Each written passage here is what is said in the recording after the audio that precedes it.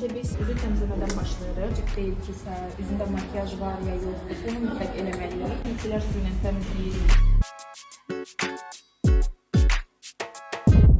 Quru dəridir. Quru dərilər üçün nəmləndirici istifadə etməliyik. Poraları varsa poralı dərilər üçün, yağlı dərisi yağlı dərilər üçün primer istifadə etməliyik. Toniklə təmiz tonal alılır, amma biz bunu yayanda boz rəngi alınacaq. Siz çox tonal vursanız o qəşəng görüntü olmayacaq, maska kimi olacaq.